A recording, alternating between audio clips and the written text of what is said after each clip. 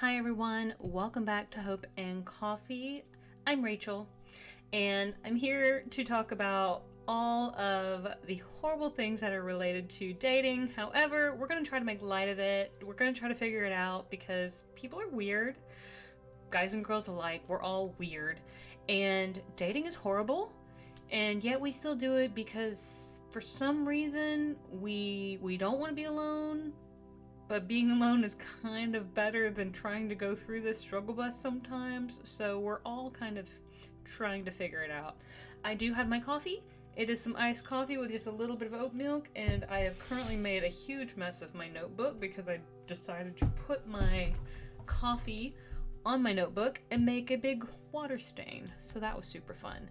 But one of the reasons that I kind of wanted to bring this sort of content to the Hope and Coffee channel, to shift gears a little bit and tailor it more to relationship dating content, kind of commentary content, is not only am I going through it as I try to navigate the dating world, I kind of wanted to bring a little bit of perspective by, again, providing that little bit of commentary, but also to help me kind of like work through some of it as well.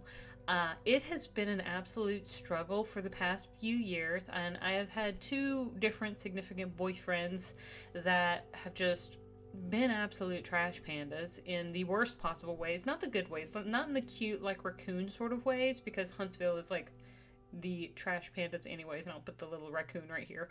I think his name is Rocket, but but not in this cute sort of way, but in the terrible sort of way where they really present themselves as being these genuine sort of people that are kind of, you know, they portray themselves in one way, but then once they get what they want, or once they're kind of like, I guess they reach a point where they just don't want to deal with, I don't know, I guess when they want to move on, they just absolutely turn into garbage.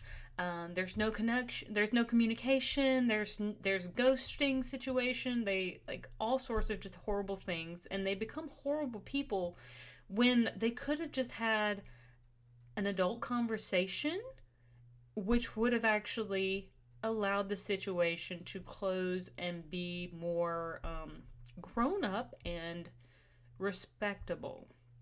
So we're here to talk a little bit about how we can do it better, how we can be a little bit better. Now, I do not mind if we are petty sometimes. I am 100% petty sometimes, especially when people decide that they want to be garbage people. So there is that. However, we're going to read a few stories about some bad dating situations, and we're going to talk about some commentary.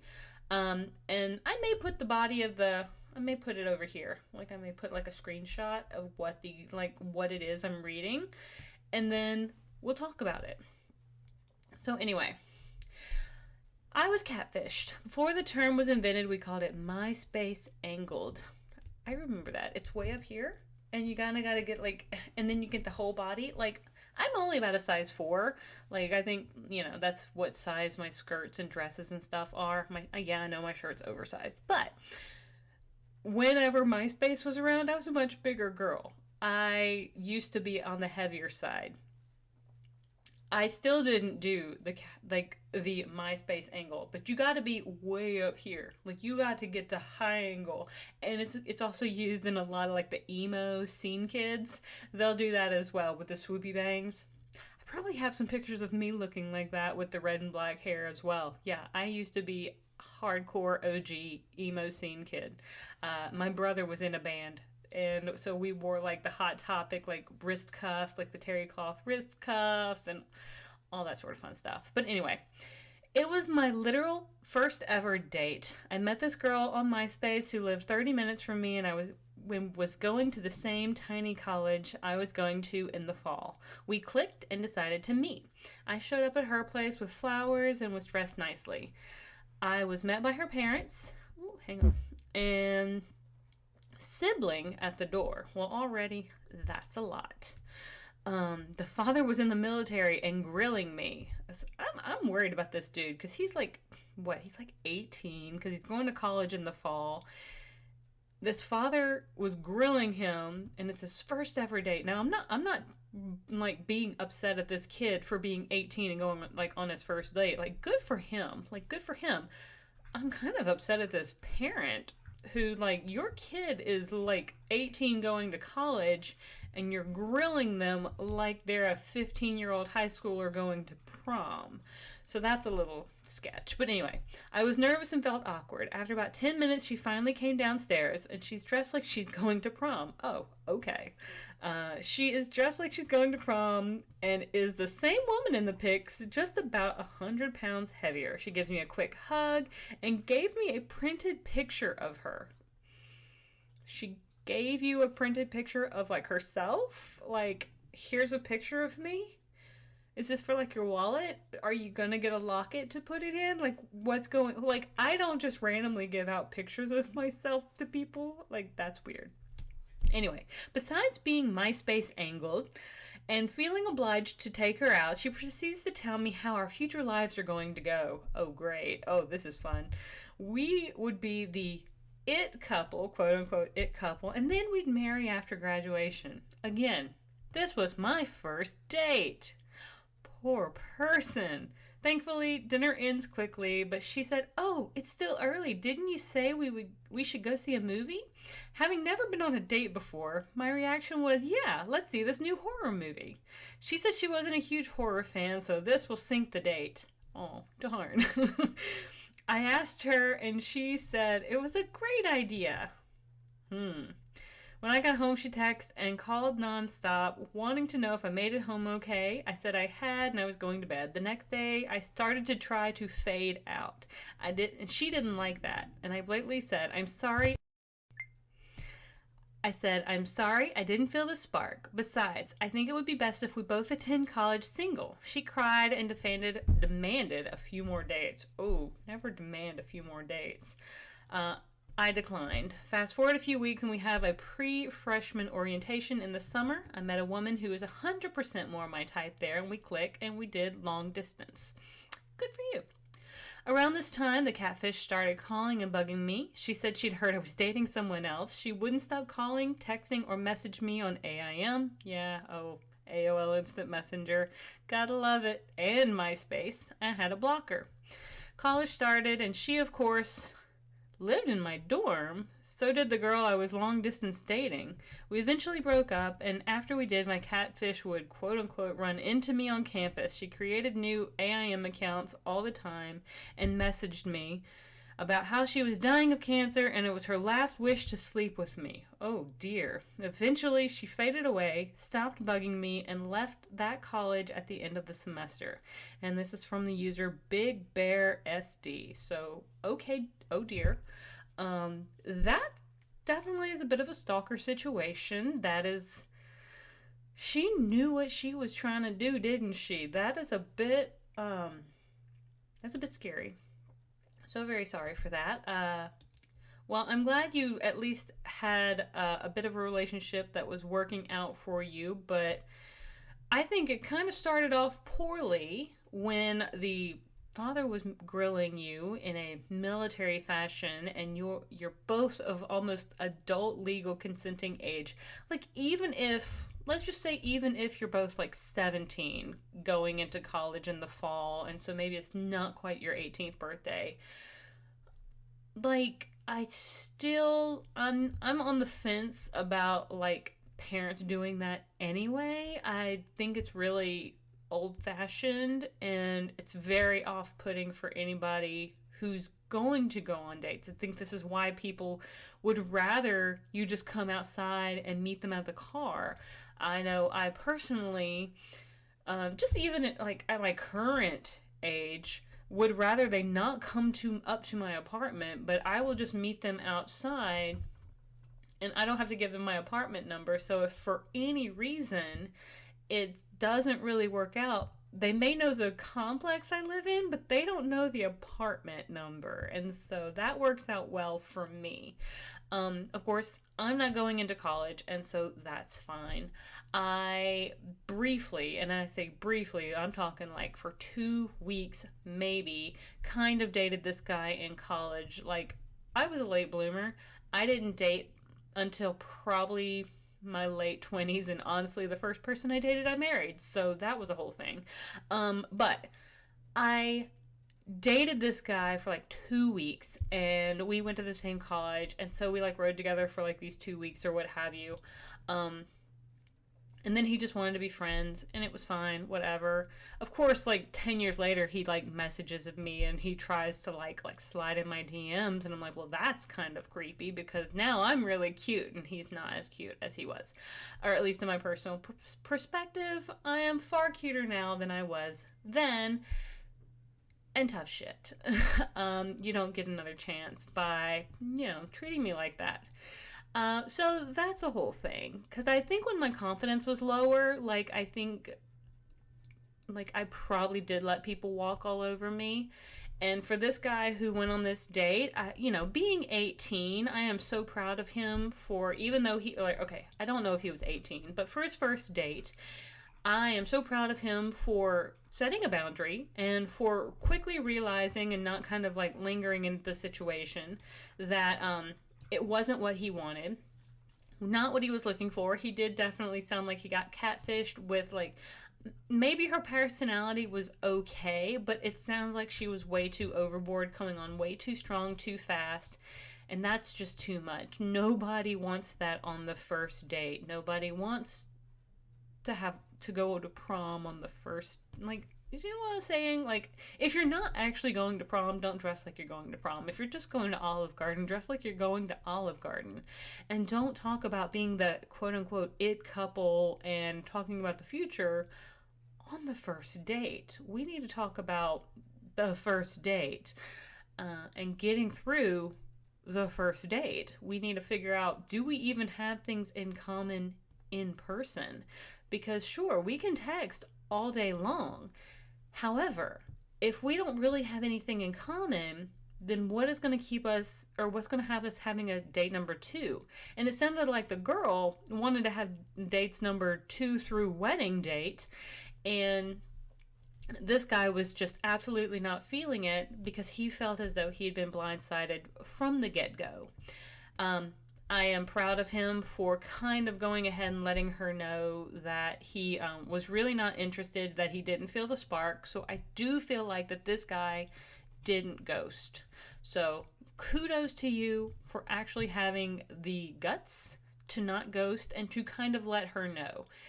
Bad on her for not taking that as an appropriate understanding. You said, hey, I don't feel the spark. I think it would be best if we just moved on. You had one date, it wasn't great, and you move on from there. And there you go. I had a previous boyfriend who we had a really fantastic weekend. We had been seeing each other for several months. And when I say several months, it'd been 8 or 9 months. Had a really fantastic weekend together. And he dumps me via text without ever having a conversation with me to my face. He's just like, okay, I'm done. I don't want to do this anymore. And at first he was like, well, we can be friends. Or, give me some time. We can be friends. And I was actually hopeful. I was hopeful that we could be friends because I liked him as a person. So I thought, well, okay, we'll have a conversation. We will end this appropriately, but we'll be able to be friends and that'll be good. Well, he never did. He actually did it the entirely wrong way, and he became an absolute jerk, and just he ghosted, and so the friendship was lost. The things that I had given him for safekeeping were, from what I'm to understand, thrown away, and the gifts I had given to him, it sounds as though they were thrown away as well, and it sounded like he did not respect me in any way, even after that period of time. To be able to have a face-to-face conversation with me regarding what happened. Now, that's cowardice, and that, in my opinion, shows that he was not adult enough to be in any sort of relationship like that. but I was heartbroken because I blamed myself, thinking, well, maybe I should have done something differently. But I'm coming to the understanding, and I'm coming to realize that it really wasn't anything that I could have done. I think I was I think I was very open minded. I tried my best in all sorts of ways to be understanding, to be accepting of a lot of different things. It was long distance, and so I didn't put the pressure that we had to see each other all the time. Just when we could, we would make it work. And it had been going pretty well. But the fact that he wouldn't have that conversation with me was very upsetting. And I think it was because of that lack of closure and that lack of, the lack of consideration when we had had previous conversations that should that time come, we would have that conversation and be able to move on amicably, never happened. So I I completely applaud this gentleman or this guy from even a young age of 18 being able to do that with this girl by, letting her know he didn't feel the spark and trying to move on in a healthier sort of way. I mean, again, he didn't lead her on. He did try, it didn't work, and they just happened to be going to the same college. It just sounds like she couldn't take that even after he had that conversation with her. And that's not great. So, apologies to that guy for that. I wish him all the best in the future. And let's talk about another one. He was going on a boys' trip. He was going on a boys' trip he took with his old college buddies, and I started tuning out. Then he said, and my friend was like, wait until these bitches figure out we're not choking them because they like it, ha ha ha. It took me way too long to fully comprehend what he was saying. Like, dude, you're telling me you hate women, or your friend does, and it amuses you. On our first date, are you aware that I am in possession of female parts? And that was the end of that. So this is from probably a female called Midnight Son of a Bitch. So I think that's probably her Reddit name as well. But yeah, that would probably be a big red flag right there. To know that this guy is like, I don't know what people's proclivities are. Anybody can have any sort of proclivity to whatever sort of activities they enjoy. That is fine. As long as you are both consenting and you are both completely aware of each of your limitations.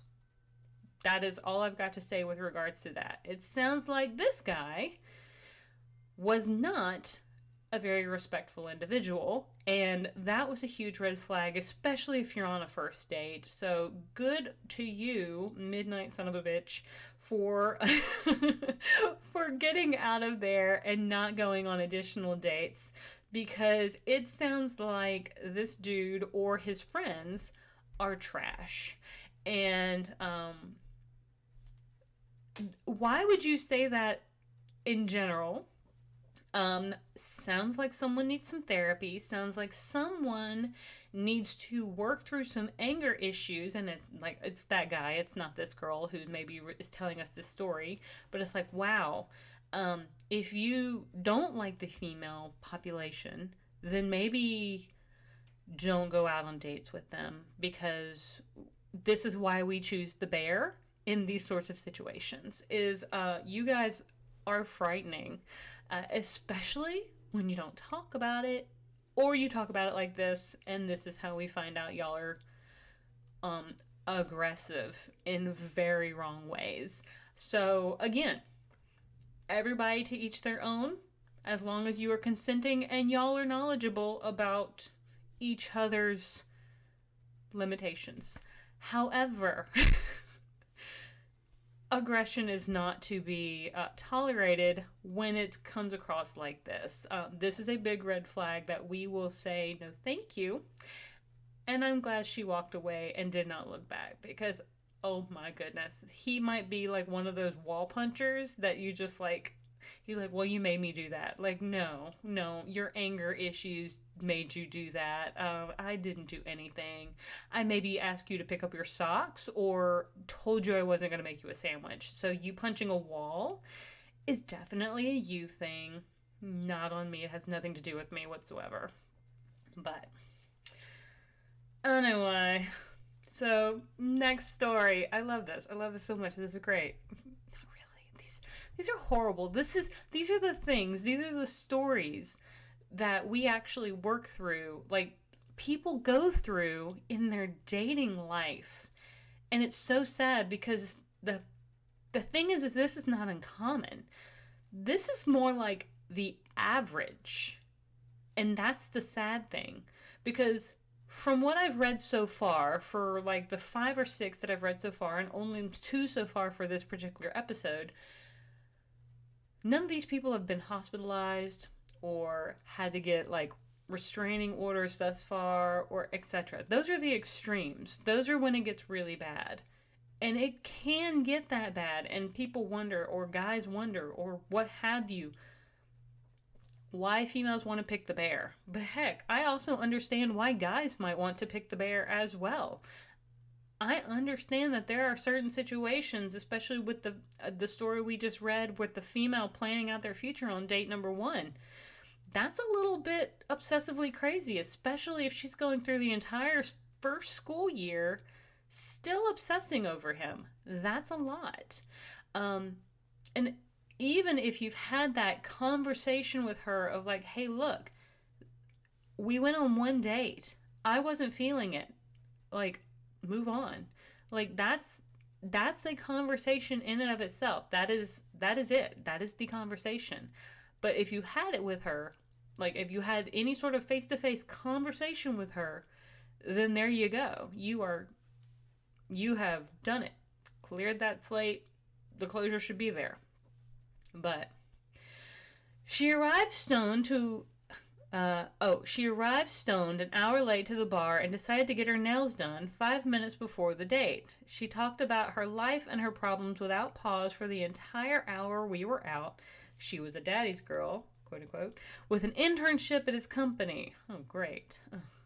Her bills were paid by her father, and she had no real problems beyond getting enough spending money from her dad to buy her Cartier bracelet. Okay.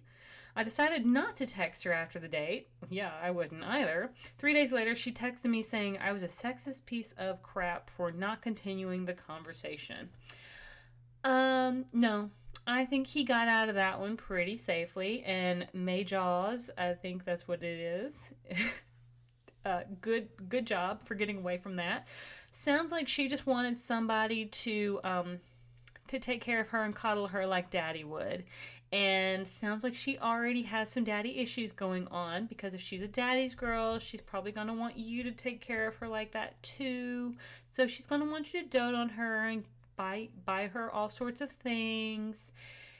And that's really not okay. It sounds like she didn't really know how to function without someone taking care of her. So that is, I mean, again, I don't know her story, so I never know the other person's perspective in this, but from the perspective of the people telling these stories, it sounds like this individual, this female, just wanted to find someone who would take care of her and placate her and coddle her, and then if they didn't kind of dote on her the way her daddy did, then they were a sexist piece of crap. Well, that's not how that works. Everybody gets to set boundaries, and apparently taking care of you was like he was not going to do that. So good on him for not doing that. Bad on her for thinking that it's his fault for not wanting to do that. And good on him also for not going on another date with this person. Like, that sounds like a horrible, horrible thing. But, okay. I think 3 is enough for this particular episode. We are just going through some of these horrible date stories that I have just found to be they're fascinating like train wrecks. They're terrible, but I wanted to provide some commentary of just my thinking with regards to them. So when I read them, like I've actually read them, and so I was like trying to think of like what would I say about some of these, and some of them I'd actually forgotten like what's going on, and then until I reread them, and I'm like, oh crap, this person was a horrible person. I don't know what I would have done. I probably would have left like while she's getting her nails done. Like she was already an hour late to the bar, so she arrived stoned an hour late to the bar, is what it said. But she decided to get her nails done 5 minutes before the date. So, is that why she was an hour late? Is that she decided that on her way she wanted to get her nails done? And so is she time blind as well as inconsiderate? Like, what's going on? Like, I mean, I know my nails need to be done. Like, I've got some regrowth going like crazy. But if I had a date tomorrow, I am not making that guy wait an hour for me to go get my nails done right before I meet him. I'm not even bringing him along with me. Like, I'll just get my nails done later. I don't even think the guy is going to be looking at my nails that hard. Like, maybe he would be like, oh, that's pretty. But is he going to notice? No, probably not. Is he going to notice that they've grown out? I can't imagine that he would. Like, is he going to notice if I've got roots showing in my hair? Probably not. I mean, I don't think guys notice that much. Like, I mean, you have to tell me, guys, if y'all are here, if y'all are out there in the ethernet, interwebs, what have you, do y'all notice those sorts of things? I'm just curious. But anyway, I will wrap it up for this particular episode. Thank you so much for tuning in. Please like and subscribe if you made it this far. And if you have your own story, I'm going to put like a card at the end of this episode so you can email me if you have your own story. I would love to be able to share it with people so we can talk about it. But anyway, thank you so much for tuning in. Like and subscribe, and I'll see you guys on the next page. Have a great one.